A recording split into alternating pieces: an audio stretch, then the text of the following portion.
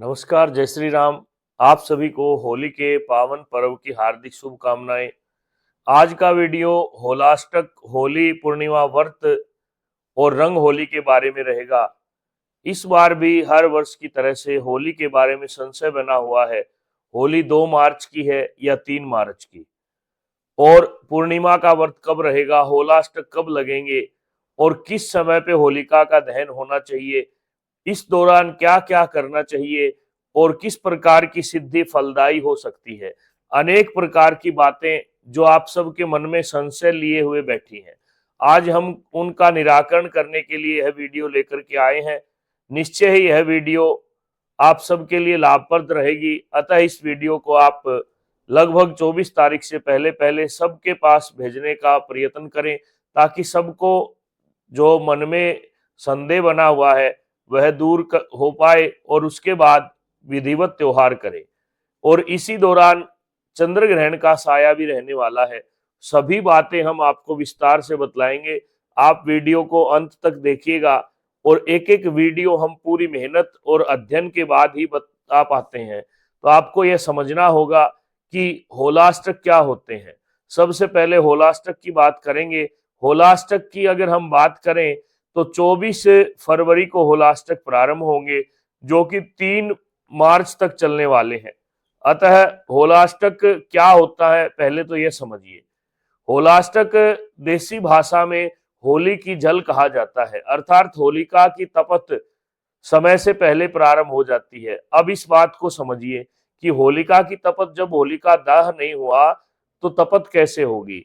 इसके पीछे पौराणिक जो कथाएं हैं, कहते हैं भक्त प्रहलाद को हिरण्याकश्यप ने पहले 8 दिन अर्थात फाल्गुन शुक्ल पक्ष के जो अंतिम 8 दिन है, उन दिनों में कष्ट देना प्रारंभ किया था, और तब से होलाष्टक कहा जाता है। अर्थात जब किसी भक्त को पीड़ा होती है तो भगवान उस समय पे उसकी पुकार सुनते हैं, और होलाष्टक से ही 8 दिन तक मांगलिक कार्य वर्जित कहे गए हैं।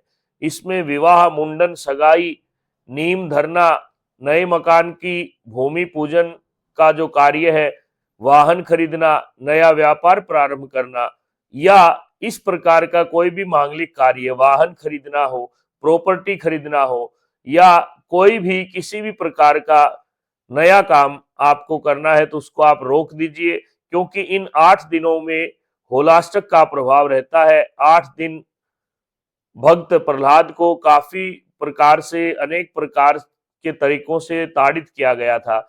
ऐसे 8 दिनों में शुभ कार्य वर्जित है। आप अनुष्ठान करवा सकते हैं, मंत्र जप कर सकते हैं, करवा सकते हैं, दान कर सकते हैं, लेकिन मांगलिक कार्य न करें।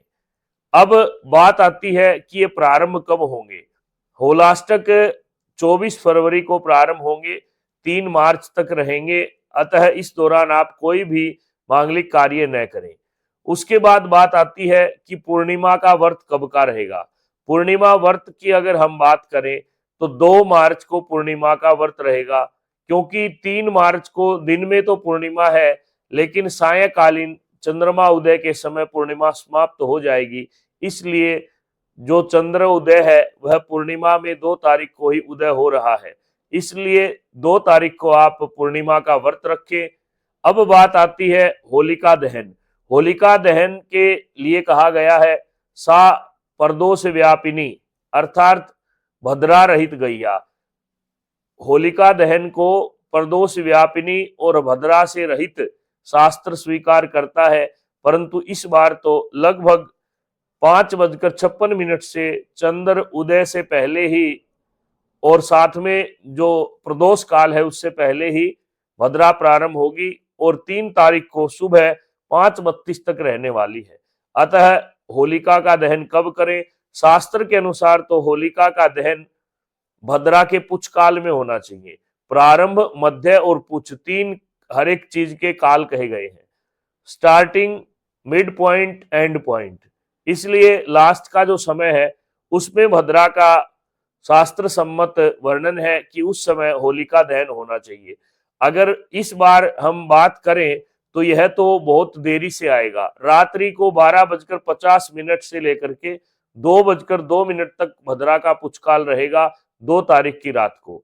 अब इतनी रात्रि तक तो होलिका दहन का कोई इंतजार नहीं करता, इसलिए अनेक शास्त्रों के मत और लोगों के विचार, दिवाकर पंचांग का जो पंचांग का फलादेश है वो कहता है कि आप प्रदोष काल में ही होलिका का दहन करें, और कोई हमारे पास यहाँ पे उपाय नहीं बचता है। और शास्त्र की बात करें तो दिवाकर पंचांग भी यही लिखता है, अगर आप तब तक जागरण कर सकते हैं तो रात्रि में 2 तारीख की रात्रि को 12:50 से 2:02 के बीच में होलिका दहन होना चाहिए।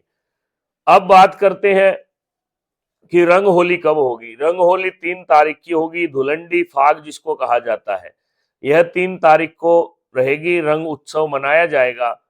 2 तारीख को होलिका दहन किया जाएगा, और उसके बाद अगर हम विचार करें कि होलिका दहन से पहले के 8 दिन में किस प्रकार का पूजन हम करें, सबसे अच्छा है महामृत्युंजय जप। इस दौरान भगवान विष्णु और शिव की, हनुमान जी की पूजा आप कर सकते हैं। महामृत्युंजय जप करें या ओम नमो भगवते वासुदेवाय के जप करें।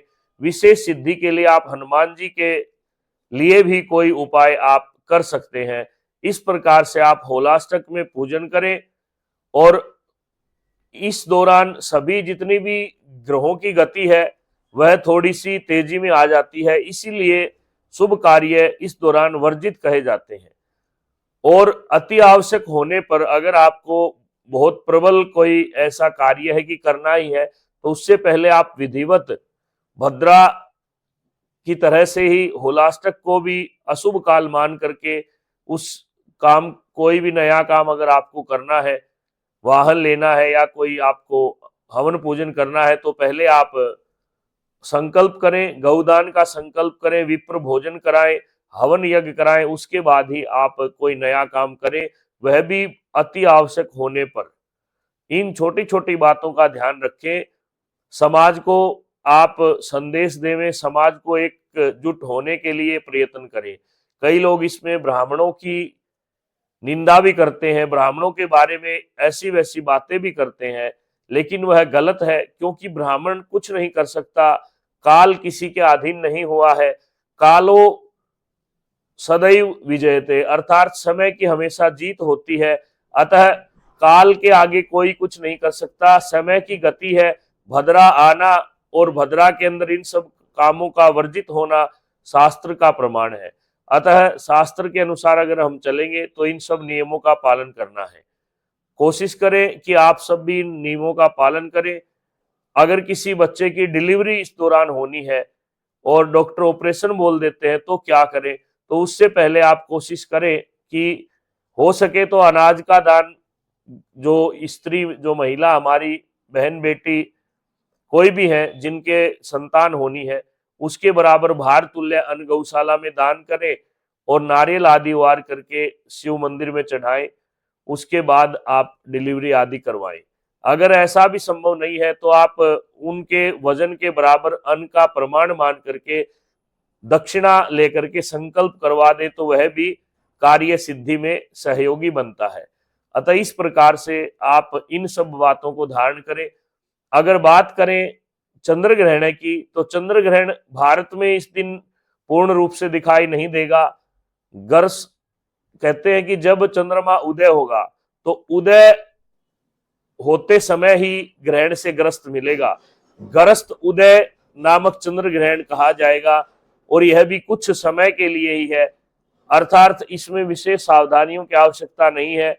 यह हमारे जो सूर्योदय का समय है उसके हिसाब से जब तक चंद्रमा भी उदय नहीं होगा यह प्रारंभ हो चुका होगा, और लगभग इसके 20 से 25 मिनट साय के समय में हमें जब चंद्रमा उदय होगा तो वह पूर्ण रूप से नहीं दिखाई देगा। आंशिक रूप से बिल्कुल जब ग्रहण चंद्रमा के सामने से जब वो छाया निकलती है पृथ्वी की, तो वह जाती हुई मिलेगी, थोड़ा बहुत अंश हमें देखने को मिलेगा। तो ऐसे में कोशिश करें चंद्रमा के दर्शन न करें, गर्भिणी महिला घर से बाहर न निकले, और जिन्होंने व्रत किया है वह भी लगभग 7 बजे के बाद, क्योंकि 6:47 तक यह रहने वाला है, तो उसके बाद ही आप चंद्रमा को अर्घ्य देकर के अपने व्रत का पारण करें। और कोई भी प्रश्न हो तो आप हमारे दिए गए नंबरों पे अपना जन्म समय तारीख भेजें। अगर वह भी नहीं है तो आप अपना प्रश्न भेज दीजिएगा। हम समय मिलते ही आपको उचित मार्गदर्शन देने का प्रयत्न करेंगे। कोई अन्य अगर आपका प्रश्न है तो भी आप कर सकते हैं। इस प्रकार से हिंदू धर्म से संबंधित सभी जानकारियां ग्रहण करने के लिए हमारे चैनल के साथ जुड़े रहें। चैनल को लाइक करें, शेयर करें, सब्सक्राइब करें। धन्यवाद। जय श्री राम।